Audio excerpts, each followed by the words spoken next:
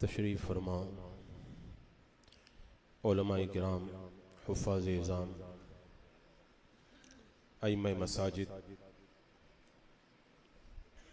غلامان حضور تاج الشریعہ، السلام علیکم ورحمۃ اللہ وبرکاتہ۔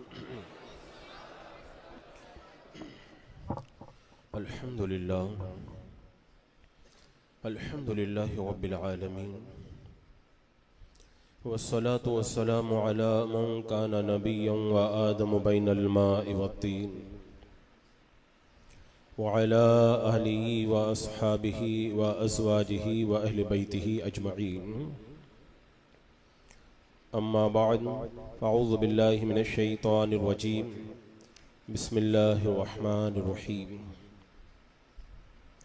وسارعوا إلى مغفرة من ربكم وجنة أرضها السماوات والأرض أعدت للمتقين، صدق الله مولانا العظيم، وصدق رسوله النبي الأمين المتين الكريم، ونحن على ذلك لمن الشاهدين والشاكرين، والحمد لله رب العالمين۔ حضرات مکرم، حصول برکت کے لیے آقا نامدار، مدینے کے تاجدار، شہنشاہ ذی وقار، نبی محترم، رحمت دو عالم، نور مجسم، ارواحنا فدا، محمد الرسول اللہ صلی اللہ تعالی علیہ وسلم کی پر نور بارگاہ میں جھوم کے درود و سلام کا ہدیہ پیش کر لیجئے۔ اللہم صلی علی سیدنا و شفیعنا و حبیبنا و مولانا محمد وبارک وسلم، صلاة و سلام علیک یا رسول اللہ صلی اللہ تعالی علیہ وسلم۔ آپ حضرات ظہر کے وقت ہی سے یہاں پہ تشریف فرما ہیں اور پروگرام اپنے اختتام کو پہنچنے کے قریب ہونے والا ہے۔ آپ حضرات تھکے تو نہیں ہیں نا؟ ماشاءاللہ۔ مجھے جو عنوان دیا گیا ہے وہ کرنٹ ایشو سمجھ کر کے میں اس حوالے سے آپ کے سامنے کچھ دیر گفتگو کروں گا، اور ابھی آپ حضرات خوب جھوم رہے تھے، پڑھ رہے تھے، ابھی آپ کو کچھ نہیں کرنا پڑے گا، صرف غور سے سننے کی ضرورت ہے۔ میں جو باتیں آپ کے سامنے رکھوں گا اسے سر کے کانوں سے بلکہ دل کے کانوں سے سننے کی کوشش کریں، اور آج اتوار ہے، انشاءاللہ اگلے اتوار سے پھر یہ باتیں آپ کو بہت کام آئیں گی۔ ماہ رمضان المبارک ہمارے اور آپ کے درمیان انشاءاللہ تشریف فرما ہونے والا ہے۔ ہم لوگ بڑے خوش نصیب ہیں اگر ماہ رمضان المبارک تک زندہ رہ گئے۔ اللہ تعالی ہماری عمروں کے اندر خیر کے ساتھ میں برکتیں عطا فرمائے۔ کتنے وہ لوگ ہیں جن کو میں استقبال رمضان سنا رہا تھا پچھلے سال، آج وہ اپنی قبروں سے سن رہے ہوں گے، ہمارے درمیان موجود نہیں ہے۔ اور کتنے ایسے لوگ ہیں، میں اگر زندہ رہا تو میں یا جو آئیں گے وہ استقبال ماہ رمضان المبارک سنائیں گے، اور بہت سارے لوگ اپنی قبروں میں جا چکے ہوں گے۔ ایسا نہیں ہے کہ یہ آخری ماہ رمضان المبارک ہے، ہاں یہ ہو سکتا ہے کہ ہماری زندگی کا یہ آخری رمضان المبارک ہو جائے۔ ہم جب پیدا نہیں ہوئے تھے تب بھی رمضان المبارک بہت آئے، لیکن ہم اس میں کچھ نہیں کر سکتے تھے۔ ہم جب انتقال کر جائیں گے تب بھی بہت رمضان المبارک آئیں گے، ہم کچھ نہیں کر سکیں گے۔ ہاں جب تک ہماری سانسیں باقی ہیں، سانسوں کی مالا ٹوٹ نہیں جاتی، اس وقت تک جو رمضان المبارک ہمیں میسر آ جائے وہی ہمارے لیے زیادہ سے زیادہ بھلائیوں کا ذخیرہ جمع کرنے کا سبب بن سکتا ہے۔ حضرات مکرم، یہ ماہ رمضان المبارک مہمان بن کر کے آ رہا ہے، مہمان بن کر کے آ رہا ہے، اور اتنا پیارا مہمان، اتنا پیارا مہمان۔ آپ حضرات نے مہمان کے بارے میں دیکھا ہوگا، جب بھی کوئی مہمان آتا ہے جیسی عظمتوں کا مالک ہوتا ہے اسی اعتبار سے اس کا استقبال کیا جاتا ہے۔ کچھ مہمان وہ ہوا کرتے ہیں جنہیں گھر کے دروازے پر دروازہ کھول کر کے ان کا استقبال کیا جاتا ہے، کچھ مہمان وہ ہوتے ہیں سیڑھیوں سے نیچے اتر کر کے جاتے ہیں اور روڈ سے ان کو لے کر کے آتے ہیں، کچھ مہمان وہ ہوتے ہیں جن کو لینے کے لیے ہمیں ایئرپورٹ پہنچ جاتے ہیں، اور مہمانوں میں کچھ مہمان وہ ہوتے ہیں جب ان کے آنے کا پتہ چلتا ہے تو ہماری آنکھیں ان کی راہوں میں بچھ جایا کرتی ہے۔ اگر آپ سمجھنا چاہتے ہیں تو یوں سمجھ لیں، اگر آج گونڈی والوں کو تاریخ مل جائے حضور قائد ملت کی کہ اگلے ہفتے میں حضور قائد ملت مدینہ مسجد کے اندر اتوار کو آنے والے ہیں۔ میں کہتا ہوں آنے والے اتوار تک لوگ ایک ایک گھڑی گن گن کر کے گزاریں گے کہ وہ شہزادہ حضور تاج الشریعہ تشریف لا رہے ہیں۔ تو جیسا مہمان ہوتا ہے ویسا ہی استقبال ہوا کرتا ہے، اور ماہ رمضان المبارک کتنا بڑا مہمان ہے اور کتنا عظیم مہمان ہے۔ ایک دو دن نہیں، مہینہ دو مہینہ نہیں، اور میرے آقا صلی اللہ تعالی علیہ وسلم نے جو بتایا اس سے یہ معلوم ہوا کہ رمضان المبارک کے استقبال کے لیے پورا سال جنت کو سجایا جاتا ہے، پورا سال۔ آج ہم نے پروگرام کیا، 2 دن پہلے سجاوٹ کی، اگر کوئی بڑا مہمان آئے تو 4-5 دن پہلے سجاوٹ کر دیں گے۔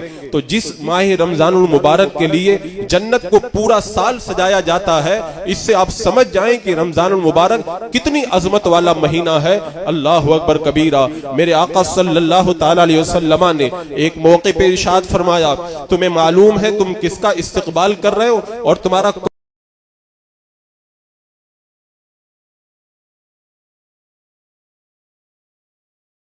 کس کا استقبال کر رہے ہو اور تمہارا کون استقبال کر رہا ہے؟ حضرت سیدنا عمر فاروق رضی اللہ تعالیٰ عنہ نے عرض کیا، سرکار آخر کیا بات ہے؟ کیا دشمن کا حملہ ہونے والا ہے یا وحی نازل ہونے والی ہے؟ میرے آقا صلی اللہ تعالیٰ علیہ وسلم نے ارشاد فرمایا، نہ تو دشمن کا حملہ ہونے والا ہے اور نہ وحی نازل ہونے والی ہے، بلکہ ایک عظمت والا مہینہ تمہارے درمیان جلوہ فگن ہونے والا ہے۔ اور وہ مہینہ جب آتا ہے اس کی پہلی رات میں اللہ تبارک و تعالیٰ تمام اہل ایمان کی مغفرت فرما دیا کرتا ہے۔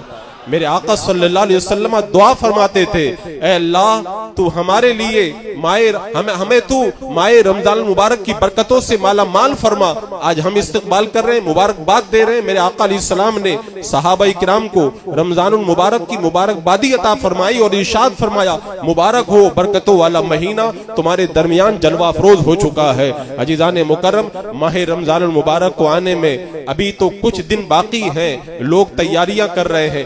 لوگوں کی تیاریاں کیسی ہوتی ہیں؟ کچھ لوگ جاتے کہ مال کے اندر جاتے ہیں، ماہ رمضان المبارک کے اندر سامان لانے میں دقت ہوگی، رمضان کا سامان لا کر کے رکھ دیتے، 3 روح افزا کی بوٹلیں لے آتے، 5 کسٹرڈ کے پیکٹ لے آتے ہیں، اور اتنا یہ لے آتے ہیں۔ ماہ رمضان المبارک کی تیاری میں یہ نہیں کہتا کہ مت کرو، یہ بھی ہونا چاہیے، لیکن بڑی تیاری کیا ہے؟ حضرت انس رضی اللہ تعالیٰ عنہ ارشاد فرماتے ہیں، صحابہ کا یہ طریقہ تھا، ماہ رمضان المبارک کا وہ ایسے استقبال کرتے تھے کہ شعبان کا مہینہ آتے ہی رمضان کے استقبال کے لیے صدقہ و خیرات کرنا شروع کر دیا کرتے تھے۔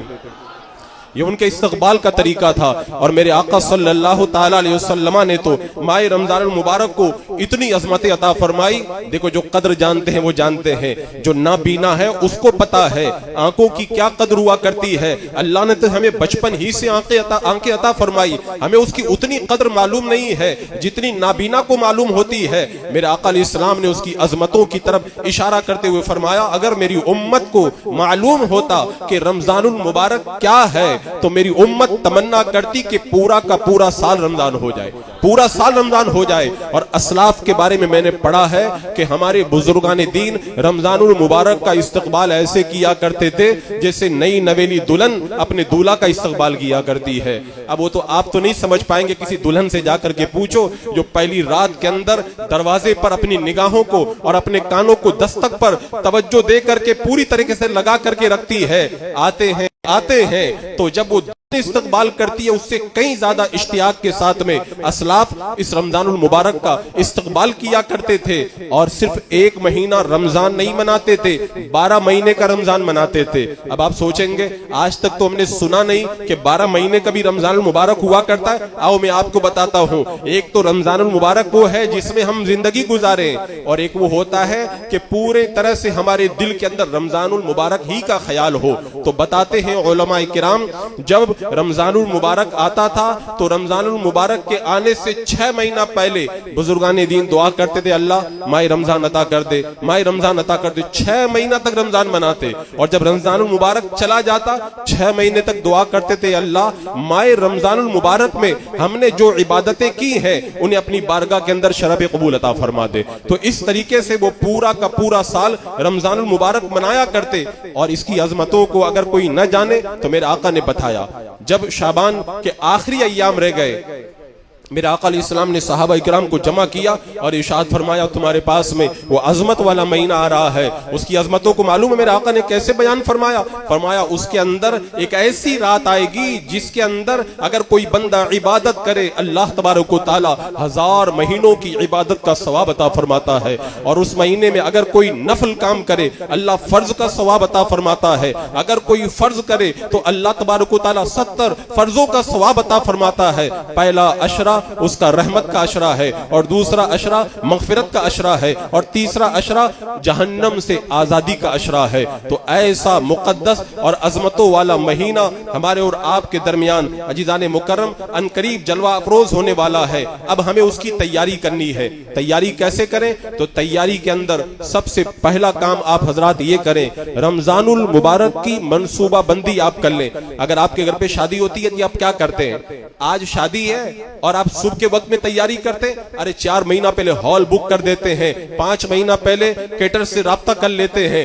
6 مہینہ پہلے تاریخ رکھ لیتے ہیں, سال بھر پہلے آپ پیسوں کا انتظام کر لیتے ہیں. آپ کے گھر میں شادی ہو, کھانے کا انتظام پہلے آرڈر دے رہے ہیں, ہال بک کر رہے ہیں, کارڈ چھپا رہے ہیں, یہ کر رہے ہیں, وہ کر رہے ہیں. تو جب ایک آپ کے بچے کی شادی ہو, اتنا بڑا منصوبہ آپ بنا رہے ہیں, اور اتنی عظمت والا مہینہ ہمارے اور آپ کے درمیان آئے, ہمارے پاس میں کوئی منصوبہ نہ ہو. میں نے باضابطہ طور پر یہ بات کہتا ہوں, میں نے تجربہ کر کے یہ دیکھا ہے, بغیر منصوبے کے جن کا رمضان المبارک شروع ہو جاتا ہے وہ رمضان المبارک کے اندر اتنی نیکیاں نہیں کر پاتے جتنی نیکیاں پہلے سے جو منصوبہ بنا کے رکھتے ہیں وہ لوگ نیکیاں کر لیا کرتے ہیں. اب آپ کہیں گے منصوبہ کیسے بنائیں, منصوبہ بنانے کا طریقہ کیا ہے؟ آؤ میں مختصر طور پر آپ کو بتاتا ہوں. اصل میں ایسا تو ہے نہیں کہ آپ لوگ بالکل آزاد ہو, آپ کو کوئی کام نہیں ہے. کچھ لوگ ہمارے بچے اسکول میں پڑھ رہے, کالج سے پڑھنے والے اسٹوڈنٹ ہیں, بہت سارے ہمارے ایسے لوگ ہیں جو کاروبار سے جڑے ہوئے ہیں, اب پڑھائی بھی نہیں چھوڑ سکتے,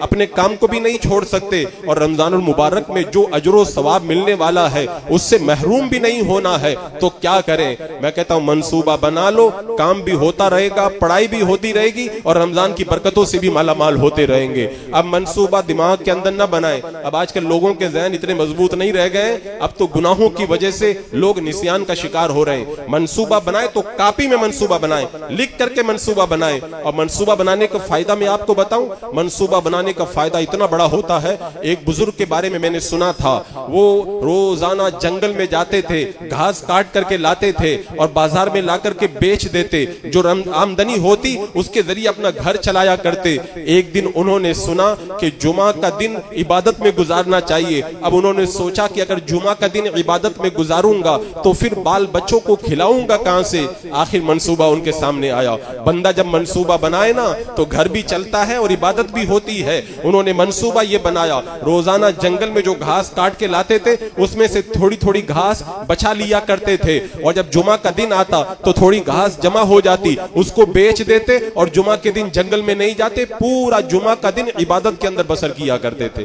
یہ منصوبہ انہوں نے بنایا. کیا ہم لوگ نہیں منصوبہ بنا سکتے؟ ماہ رمضان المبارک کے کچھ کاموں کو آگے کر دیں, کچھ کاموں کو پیچھے کر دیں, کچھ کاموں کو رات دن کے اندر الگ طریقے سے ہم لوگ ڈیوائیڈ کر دیں. ہم تو اشرف المخلوقات ہیں, اللہ نے ہمیں تو عقل دی ہے. ایک چھوٹا سا جانور چونٹی کو اللہ نے کیسا منصوبہ عطا فرمایا. چونٹی کے بارے میں بتایا جاتا ہے کہ گرمی کے مہینے میں چونٹی اپنی خوراک کو اپنے بل کے اندر جمع کرتی ہے تاکہ سردی اور بارش کے موسم کے اندر مجھے باہر نہ نکلنا پڑے.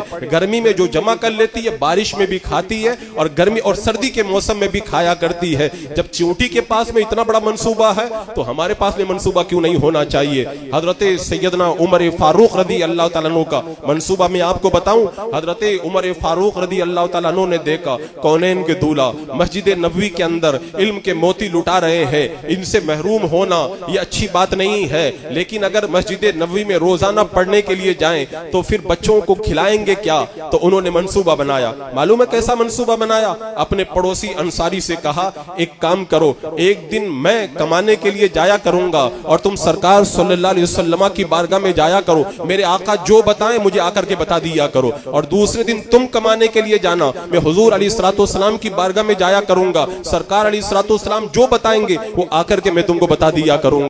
ادھر کمانا بھی جاری ہے اور علم کے موتی جو بارگاہ رسالت مآب صلی اللہ تعالی علیہ وسلم سے لٹائے جا رہے ہیں ان موتیوں سے بھی شرف یاب ہو رہے ہیں۔ تو عزیزان مکرم، ماہ رمضان المبارک کا منصوبہ آپ حضرات کل پرسوں نہیں بلکہ جلدی سے جلدی آپ بنا لیں، کیونکہ جیسے جیسے وقت گزرتا جائے گا پھر غفلت طاری ہوتی چلی جائے گی۔ اب ماہ رمضان المبارک کا اگر آپ کو شیڈول بنانا ہو تو میں تو چاہتا ہوں کہ ایک شیڈول آپ کو بتا دوں، لیکن اب میرا شیڈول ہر بندے کو تو کام نہیں آئے گا، کچھ لوگوں کی ڈیوٹی زیادہ ہے، کچھ لوگوں کی ڈیوٹی کم ہے، لیکن ایک نارمل سی چیز میں آپ کے سامنے رکھتا ہوں تاکہ اس کو آپ اپنے ذہن میں نقش کر لیں اور اپنے کام کاج کے اعتبار سے آگے پیچھے کر کے اس پہ عمل کریں۔ انشاءاللہ ماہ رمضان المبارک کی برکتوں سے آپ حضرات مالا مال ہو جائیں گے۔ آپ شیڈول بنائیں تو شیڈول میں سب سے پہلے آپ کیا کریں؟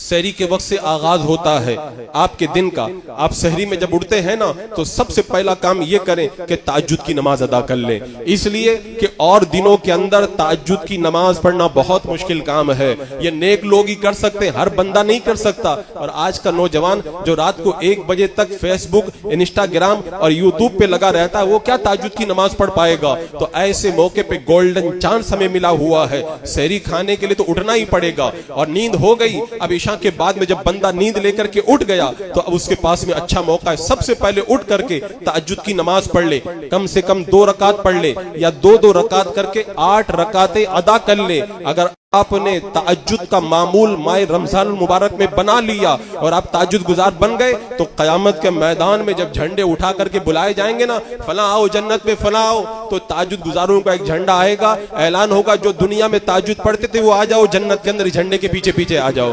تو کتنا اچھا موقع ہے، آپ اپنے دن کا آغاز تہجد کی نماز سے کریں، اس کے بعد میں کھائیں سحری۔ یہ سحری کھانا خالی دنیا کا کام نہیں، سحری کھانا بھی عبادت ہے، یہ بھی سنت ہے، یہ بھی نیک کام ہے۔ اور اس کے بعد میں جب سحری سے آپ فارغ ہو جائیں، سحری سے فارغ ہونے کے بعد میں اب اذان میں بھی ٹائم رہتا ہے اور نماز کے اندر بھی ٹائم رہتا ہے۔ یہ بڑا پیارا وقت ہے، اس پیارے وقت کو آپ عبادت کے اندر گزاریں۔ میں کہتا ہوں پورا دن آپ عبادت کریں، اتنی روحانیت نہیں ملے گی جتنی روحانیت آپ کو سحری کے وقت میں عبادت کرنے پر میسر آئے گی۔ اور یہ بات میں ابھی بول رہا ہوں، آپ رمضان میں تجربہ کر کے دیکھ لینا، آپ خود کہیں گے کہ واقعی جو سحری میں جو روحانیت ملتی ہے وہ اور دنوں میں میسر نہیں آتی۔ حضرت ابو سفیان رضی اللہ تعالیٰ عنہ فرماتے سحری کے وقت میں ایک ہوا چلتی ہے، ایک ہوا چلتی ہے، اس ہوا کا کام یہی ہے سحری کے وقت میں رب کی بارگاہ میں جو مانگتے ہیں ان مانگنے والوں کی دعاؤں کو اٹھا کر کے اللہ کی بارگاہ میں لے کر کے جاتی ہے۔ وہ کتنا پیارا موقع ہے، اللہ سے مانگو کیا کیا مانگنا چاہتے ہو، اللہ تو اور دنوں میں بھی بہت عطا فرماتا ہے، لیکن وہ سحری اور رمضان کی سحری کا وقت، اس وقت جو مانگو گے اس کا کہنا کیا کہنا۔ آج کل لوگ مالی اعتبار سے بڑے پریشان ہیں، میں کہتا ہوں سحری کے اندر وہ رزق والی تسبیح کو اپنا لو، سبحان اللہ و بحمدہ سبحان اللہ العظیم، اس کو 100 مرتبہ آپ حضرات پڑھنا شروع کر دو۔ حدیث پاک میں آتا اس کا مفہوم یہ ہے، یہ رزق لانے والے فرشتوں کی تسبیح ہے، جو بندہ اس تسبیح کو 100 مرتبہ صبح کے وقت میں پڑھ لے گا اللہ تعالیٰ اسے خوب روزی عطا فرمائے گا۔ ایک صحابی ہیں، ان کا رزق تنگ ہو گیا، میرے آقا علیہ السلام کی بارگاہ میں انہوں نے رزق کی تنگی کی شکایت کی، میرے آقا علیہ السلام نے یہی تسبیح بتائی۔ کچھ دن کے بعد میں آئے، آ کر کہنے لگے یا رسول اللہ دنیا اتنی آ گئی سمجھ میں نہیں آتا کہ میں کہاں پہ رکھا کروں۔ تو اس تسبیح کی عادت بنائیں، اور اس کے علاوہ سحری کے وقت میں بڑا اہم وظیفہ ہے، اس کو آپ پڑھیں۔ ویسے ہی خالی سحری کا وظیفہ نہیں ہے، میں حدیث پاک آپ کو بتاتا ہوں، میرے آقا صلی اللہ تعالیٰ علیہ وسلم نے ارشاد فرمایا، اچھا یہ بتاؤ اگر آپ کو کوئی بہت بڑے پیر صاحب مل جائیں اور آپ ان سے پوچھو گے ارے رمضان المبارک آ رہا کوئی وظیفہ بتا دو، تو آپ کو تو بہت خوشی ہوگی نا کہ کوئی بہت بڑے پیر صاحب نے وظیفہ بتایا۔ سارے پیروں کے آقا میرے آقا صلی اللہ تعالیٰ علیہ وسلم انہوں نے پہلے ہی وظیفہ بتا دیا، اب ہمیں کہیں جانے کی ضرورت ہی نہیں ہے، میرے آقا علیہ السلام نے پہلے ہی وظیفہ بتا دیا۔ کیا بتایا؟ فرمایا جب رمضان المبارک کا مہینہ پاؤ نا تو 4 کام کیا کرو۔ کتنے کام کیا کرو؟ 4 کام۔ ان 4 کاموں کو یاد کر لو، یہ وظیفہ میرا اور کسی اور کا بتایا ہوا نہیں ہے، میرے آقا صلی اللہ تعالیٰ علیہ وسلم نے خود یہ وظیفہ بتایا ہے۔ سارے لوگ آج پختہ عہد کر لیں، اب کے رمضان میں تو یہ وظیفہ ہمارا جاری رہے گا۔ کون سا وظیفہ؟ میرے آقا فرماتے پہلا کام یہ کرو، رمضان المبارک مل جائے تو کلمہ طیبہ کا ورد خوب کرو، کرو. کیا کلمہ؟ لا الہ الا اللہ محمد الرسول اللہ. آج کل لوگ سمجھ ہی نہیں پاتے. لوگوں کو جب یہ وظیفہ بتایا جائے تو کہتے ہیں یہ تو عام وظیفہ ہے. حضرت موسیٰ علیہ السلام نے رب کی بارگاہ میں جب وظیفہ طلب کیا تھا, رب نے کلمہ طیبہ کا وظیفہ بتایا. موسیٰ علیہ السلام نے عرض کی مولا یہ تو سب پڑھتے, ایسا وظیفہ بتا جو میرے لیے خاص ہو. رب نے فرمایا موسیٰ یہ ایسا وظیفہ ہے کہ اگر اس کو ایک پلڑے کے اندر میزان کے رکھ دیا جائے اور دوسرے پلڑے کے اندر ساتوں آسمان اور ساتوں زمینوں کو رکھ دیا جائے, ساتوں آسمان اور زمین ہلکے پڑ جائیں گے, یہ ان سب کے اوپر بھاری پڑ جائے گا.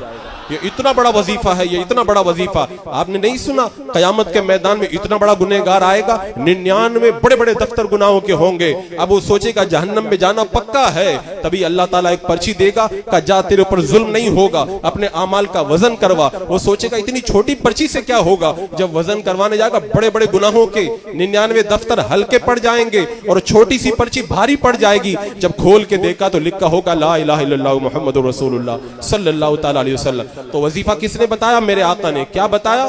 ماہ رمضان المبارک پاؤ تو کلمہ طیبہ خوب پڑھا کرو. کتنی بار پڑھیں گے بھئی؟ آپ بہت پڑھو تو آپ کی مرضی ہے, لیکن میں اپنی طرف سے بتاتا ہوں کم سے کم آج سے آپ شروع کر دیں اور عید کا چاند نظر آنے تک 70,000 مرتبہ پڑھ لیں.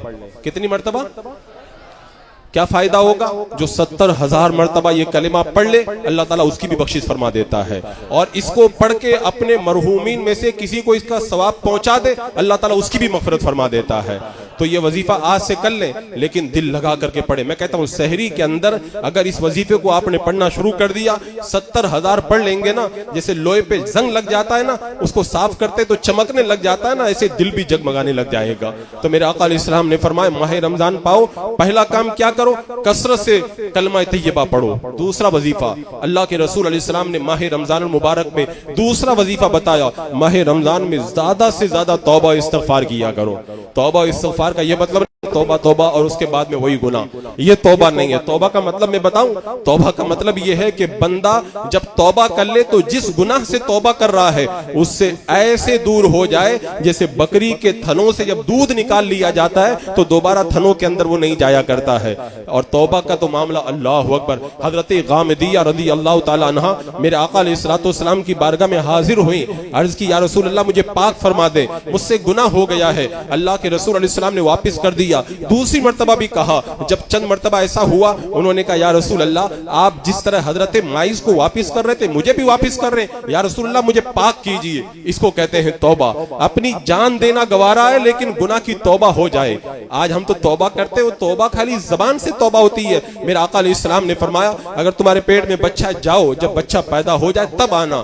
اگر کوئی بندہ کبھی توبہ کرنے کے لیے آ جاتا ہے نا, 1-2 دن کے بعد میں دماغ بدل جاتا ہے. 9 مہینے کے بعد بچہ پیدا ہوا, بچے کو چیتڑے میں لپیٹ کر کے میرے آقا کی بارگاہ میں آئی. اب بھی توبہ کا پورا نشہ دماغ پر ہے کہ توبہ مجھے کرنی ہی کرنی ہے. اللہ اکبر. جب سرکار کی بارگاہ میں آئی میرے آقا نے فرمایا جب یہ کھانے کے لائق ہو جائے تب تم آنا. اب وہ چلی گئی, ایک زمانے کے بعد میں آئی, بچہ کو ساتھ میں لائی, بچے کے ہاتھ میں روٹی کا ٹکڑا تھا. میرے آقا علیہ السلام نے اس بچے کو ایک مسلمان کے حوالے کیا اور اس کے بعد میں حکم دیا گڑھا کھود کر کے ان کو کھڑا کر دیا جائے. تو زنا جو شادی شدہ کر لے اس کی سزا یہ ہے پتھر مار مار کر کے اس کو ہلاک کر دیا جائے. تو پتھر مارے گئے. حضرت خالد بن ولید رضی اللہ تعالیٰ عنہ نے جب ایک پتھر اٹھا کر کے مارا, خون اچھل کر کے حضرت خالد بن ولید کے جسم پر آیا.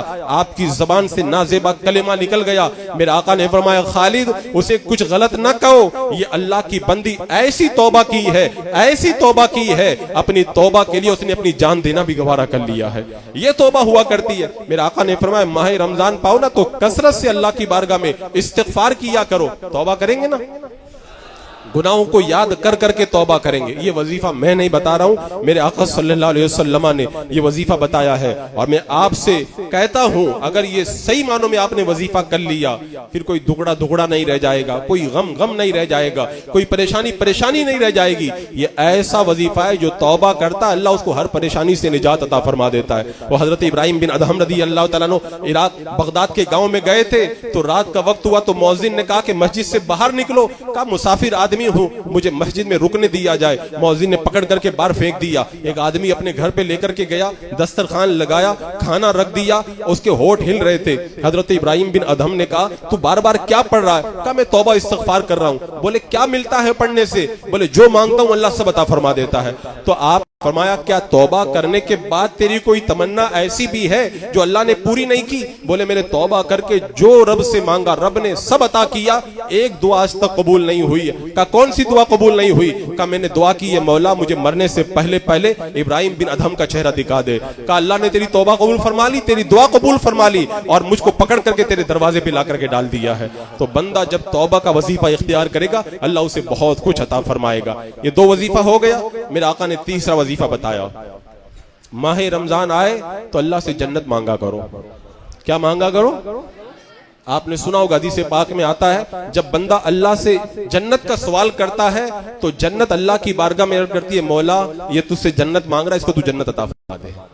یہ تیسرا وظیفہ ہے. اور اس کے بعد میں چوتھا وظیفہ میرے آقا نے فرمایا جہنم کے عذاب سے رہائی کی دعا رب کی بارگاہ میں کیا کرو. آپ تراویح پڑھنے آتے ہیں, کیا پڑھتے ہیں؟ اللہم اجرنا من النار, یہی تو جہنم سے چھٹکارے کی دعا پڑھتے ہیں نا. اور حدیث پاک میں آتا ہے جو جہنم کے عذاب سے نجات کے لیے رب کی بارگاہ میں دعا کرتا ہے, جہنم خود رب کی بارگاہ میں عرض کرتا ہے مولا اسے میرے عذاب سے تو بچا لے, اور اللہ تعالیٰ اسے جہنم کے عذاب سے نجات عطا فرماتا ہے. چاروں وظیفے سن لیے آپ نے, چاروں وظیفے سن لیے نا, کریں گے نا. پہلا وظیفہ کلمہ طیبہ, دوسرا وظیفہ توبہ استغفار, تیسرا وظیفہ اللہ سے جنت مانگنا.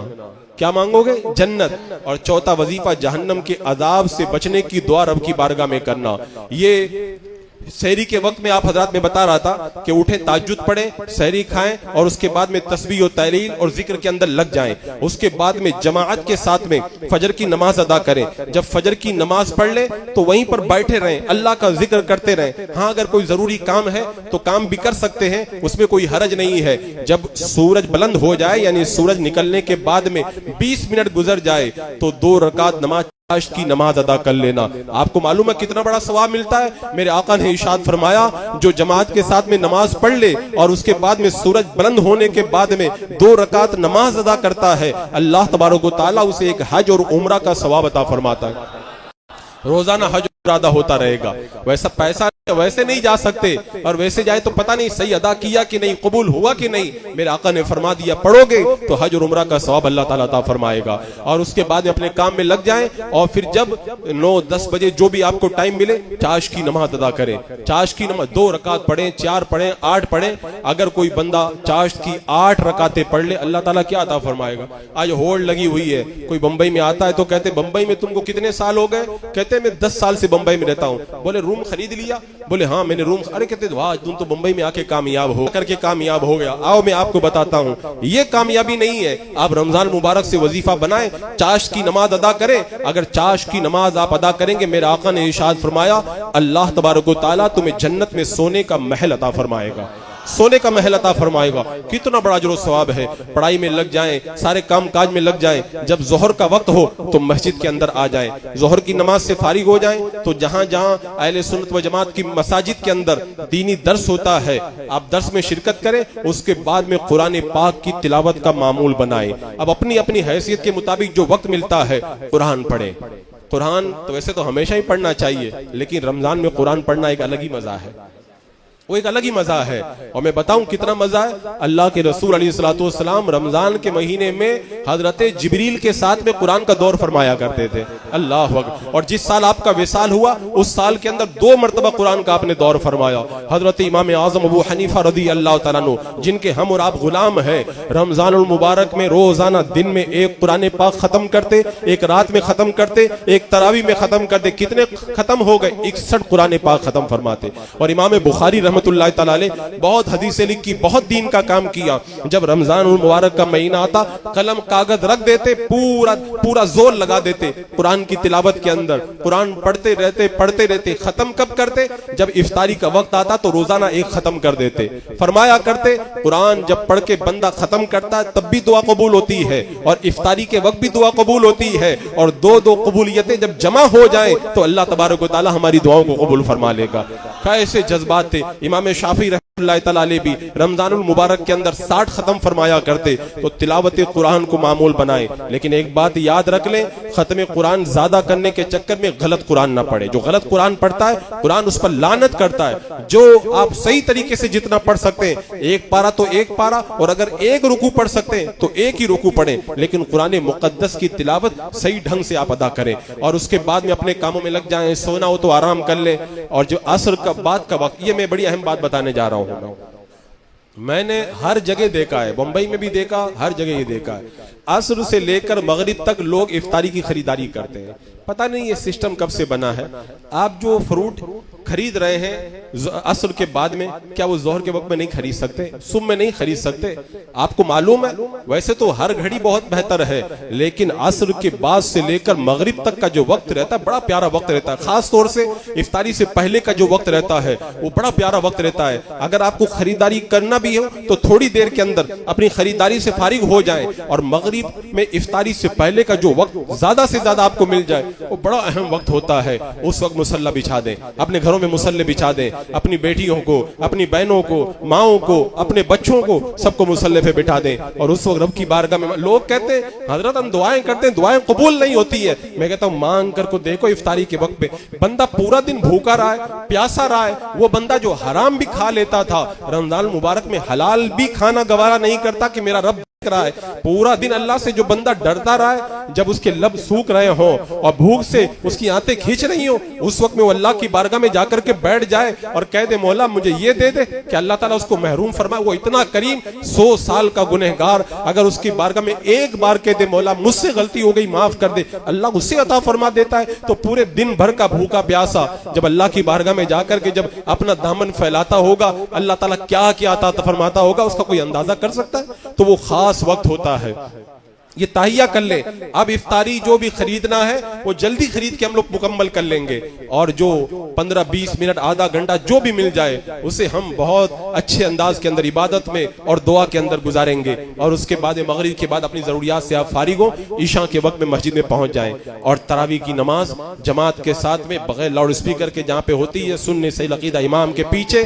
جو قرآن اچھا پڑھتا ہے تو تیز پڑھتا وہ نہیں, جو اچھا پڑھتا ہے صحیح پڑھتا ہے اس کے پیچھے آپ جو ہے وہ تراویح کی نماز ادا کریں. اب اس کے بعد میں سحری کے وقت تک جو درمیان میں ٹائم رہتا ہے بڑا افسوس ہوتا ہے, واقعی بہت افسوس ہوتا ہے, دل جلتا ہے. میں نوجوانوں کے محلے جب مسلم محلوں سے گزرتا ہوں میں نے دیکھتا ہوں کوئی کرکٹ کھیل رہے ہیں, کوئی موبائل کے اندر لگے ہوئے ہیں. اتنی پیاری پیاری راتیں. ارے میں آپ کو بتاؤں اگر یہ اعلان ہو جائے 1 مہینے کا سیل لگا ہوا ہے, جو سامان 10,000 کا ملتا ہے وہ 100 روپے میں مل رہا ہے, کیا مار پیٹ نہیں ہو جائے گی؟ کتنے لوگ تو بھگدڑ میں مر جائیں گے. 10,000 کا سامان 100 روپے میں مل رہا ہو. اللہ تبارک و تعالیٰ نے تو ایسا اللہ نے کرم فرمایا ماہ رمضان المبارک میں. اور دنوں کے اندر تم 70 کرتے ہو نا, آج 1 کر لو اللہ تمہیں 70 کا ثواب عطا فرما دے گا. تم اور دنوں میں نفل کرتے ہو, آج اگر نفل کر لو اللہ تمہیں فرض کا ثواب عطا. اتنی بڑی سیل لگی ہوئی ہے, اتنی بڑی لوٹ لگی ہوئی ہے, بندے کو تو خوب نیکیاں لوٹ لینا چاہیے. اور سنیں میرا رب قرآن پاک میں کیا فرماتا ہے, وَسَارِعُوا إِلَىٰ مَغْفِرَةٍ مِّن رَّبِّكُمْ وَجَنَّةٍ عَرْضُهَا السَّمَاوَاتُ وَالْأَرْضُ أُعِدَّتْ لِلْمُتَّقِينَ. دوڑو, کے الفاظ دوڑو. اللہ نے چلنے کا حکم نہیں دیا, دوڑنے کا حکم دیا. ویسے تو ہر مہینے میں دوڑنا چاہیے, لیکن ماہ رمضان مبارک دوڑ کا مہینہ ہے, دوڑ کا مہینہ. میں نہیں کہتا, حضرت حسن بصری رضی اللہ تعالیٰ عنہ فرماتے رمضان المبارک کا مہینہ یہ مقابلے کا میدان ہے, اس میں مقابلہ ہونا چاہیے. کیسا مقابلہ؟ بنگلہ, گاڑی, کپڑے, زیور, اس میں مقابلہ نہیں. اس میں مقابلہ کہ تم اگر رمضان المبارک کے اندر 10 نفل پڑھتے ہو نا, میں 20 پڑھوں گا. تم اگر 20 روپے صدقہ کرتے ہو, میں 40 روپے صدقہ کروں گا. تم اگر ماہ رمضان المبارک کے اندر کوئی 1 نیک کام کرتے ہو, میں 2 نیک کام کروں گا. دوڑ لگاؤ. یہ دوڑ لگانے کا میں نہیں کہہ رہا ہوں, میرا رب کہہ رہا ہے ماہ رمضان المبارک کے اندر دوڑ لگاؤ. یہاں پر ایک سوال ذہن میں آتا ہے کہ اللہ تبارک و تعالیٰ نے دوڑ لگانے کا حکم کیوں دیا؟ تو آپ کو معلوم ہے جب آپ کے پاس میں وقت زیادہ ہو, جب آپ کے پاس میں وقت زیادہ ہو تو آپ چل کر بھی اپنے مقصد تک پہنچ سکتے ہیں. کیا بات؟ ہاں بھائی استقبال کریں, استقبال کریں. تکبیر, نعرہ تکبیر, نعرہ رسالت, نعرہ رسالت, نعرہ رسالت. مفتی اعظم مہاراشٹرا, نبیر سرکار صدر الشریعہ, خلیفہ سرکار تاج الشریعہ حضرت علامہ مولانا مفتی محمود اختر صاحب قبلہ. نعرہ تکبیر, نعرہ تکبیر, नारे रिसालत। तशरीफ रखें आप हजरात, तशरीफ रखें।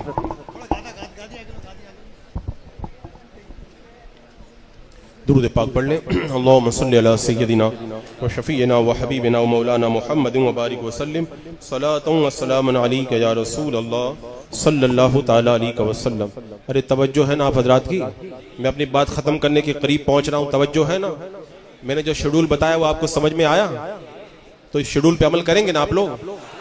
तो अब वक्त बच गया कौन सा आपके पास में, तरावी खत्म होने के बाद से लेके सहरी का वक्त तक। मैं ये नहीं कहता पूरी रात जागो, अगर जागते हो तो सुभान अल्लाह, जागते तो सुभान अल्लाह, लेकिन इबादत करते हुए, मोबाइल में वक्त जाया करते हुए नहीं। यहाँ पे एक बात मैं और बता दूं, अगर आप हजरात माए रमजानुल मुबारक में सोशल मीडिया को इस्तीफा दे दे तो बड़ा मजा आ जाएगा, बहुत अच्छा हो जाएगा। माए रमजानुल मुबारक में सबसे ज्यादा हमारी नेकियों की घड़ियां जो बर्बाद होती हैं वो मोबाइल की वजह से बर्बाद होती है। अगर आज आप इरादा कर लें, जैसे ही माए रमजानुल मुबारक का चांद नजर आएगा, फेसबुक इंस्टाग्राम ये सब बंद, अब एक ही काम है जो जरूरत मोबाइल से मुझे बहुत जरूरी चीजें हैं उन्हीं की तरफ मैं तवज्जो दूंगा, बाकी सारी चीजें ईद का चांद नजर आने के बाद में होगी। मैं कहता हूं वैसे ही आपको बहुत सारा वक्त मिल जाएगा। अल्लाह अकबर। तो मैं अर्ज ये कर रहा था कि अल्लाह तबारक व तआला ने हुक्म दिया, वसारिउ इला मगफिरतिन मिन रब्बिकुम व जन्नतिन, दौड़ो दौड़ो किसकी तरफ, अल्लाह की मगफिरत की तरफ, और किसकी तरफ, जन्नत की तरफ, जिसकी चौड़ाई आसमानों और जमीनों के बराबर है। अल्लाह तबारक व तआला ने दौड़ने का हुक्म क्यों दिया? पहली वजह, जब वक्त आपके पास में ज्यादा हो तो चलकर भी आप जा सकते हैं, लेकिन वक्त कम हो तो दौड़ करके जाना पड़ता है। हजरत नूह अलैहिस्सलाम ने 1000 साल से ज्यादा उम्र पाई। जब उनका इंतकाल हुआ, हजरत मलकुल मौत ने पूछा कि आपने जिंदा दुनिया को कैसा पाया? हजरत नूह अलैहिस्सलाम ने फरमाया, ऐसा लगा जैसे एक मकान है, उसके 2 दरवाजे हैं, मैं एक दरवाजे से दाखिल हुआ और दूसरे दरवाजे से मैं बाहर निकल गया हूँ। 1000 साल में जाए तो वक्त ऐसे गुजर जाता है, हमारे 50-60 साल तो बहुत कम है। इसलिए रब ने फरमाया दौड़ो। और दूसरी बात, दौड़ने का हुक्म क्यों दिया? जब वक्त के बारे में मालूम ना हो सकता आज इंतकाल हो जाए, हो सकता कल इंतकाल हो जाए, तो वक्त के बारे में मालूमात नहीं है। हजरत मुआज रदी अल्लाह तआला अन्हु फरमाते हैं, जब मैं चलता हूँ, कदम उठाता हूँ, मुझे यकीन नहीं होता है कि दूसरा कदम उठाने तक जिंदा रहूंगा कि नहीं, तीसरा कदम उठाने तक जिंदा रहूंगा कि नहीं। तो हमें यहाँ पर वक्त के बारे में मालूमात भी नहीं है, इसलिए अल्लाह तबारक व तआला ने दौड़ने का हुक्म दिया। तीसरी बात, अगर कोई मामूली चीज आपको पाना हो तो चल करके जाएंगे, बहुत बड़ी नेमत पाना हो तो फिर चलने से काम नहीं चलेगा। अर्दु अस्समावातु वल अर्द, आसमानों और जमीन के बराबर जिसकी चौड़ाई, अरे चौड़ाई हमेशा कम हुआ करती है, लंबाई ज्यादा हुआ करती है। तो जब जन्नत की चौड़ाई इतनी है तो लंबाई कितनी ज्यादा होगी। तो इतनी बड़ी नेमत को पाना है तो ने चलने का हुक्म नहीं दिया, दौड़ने का हुक्म दिया। साबिकू, सबकत ले जाओ, एक दूसरे से आगे निकल जाओ। और मेरे आका ने फरमाया बादिरू, मुबादरत करो, टाल मटोल मत करो, दौड़ते हुए जाओ और अपने रब की जन्नत को पाओ। इसलिए हमें दौड़ने का हुक्म दिया गया। अच्छा, दौड़ने का जो हुक्म दिया गया उसकी एक अहम और बड़ी वजह यह भी है कि शैतान कहेगा कि आज मत करो कल करो। एक आबिद थे, बादशाह ने कहा कि मेरे घर पे दावत है। आबिद ने कहा कि मैं तो नफली रोजा रखा हूं। कहा रोजा तोड़ दो, नफली बाद में रख लेना। आबिद ने कहा कि तुम मुझे लिख करके देगो कि मैं कल तक जिंदा रहूंगा तो मैं रोजा तोड़ देता हूं। कहा इसकी गारंटी कौन दे सकता है? तो कल पे टालना ये उन लोगों का काम है जो अपनी मुद्दत को ज्यादा समझा करते हैं। इसलिए रब ने फरमाया दौड़ लो।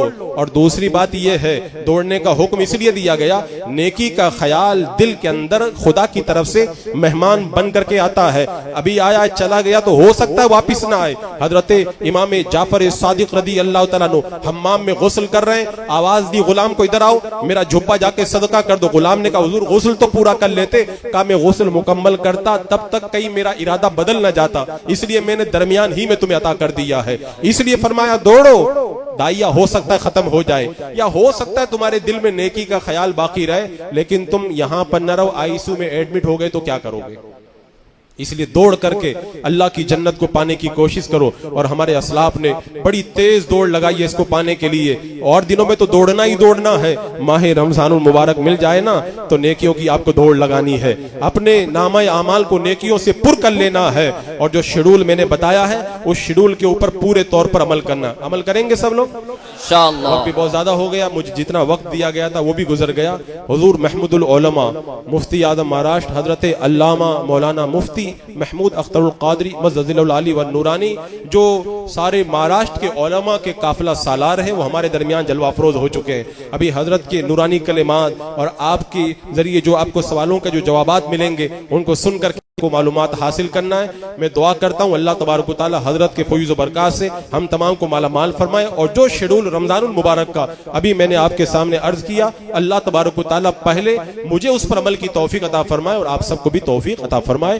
استغفر اللہ ربی من کل ذنب و اتوب الیہ۔ السلام علیکم ورحمۃ اللہ۔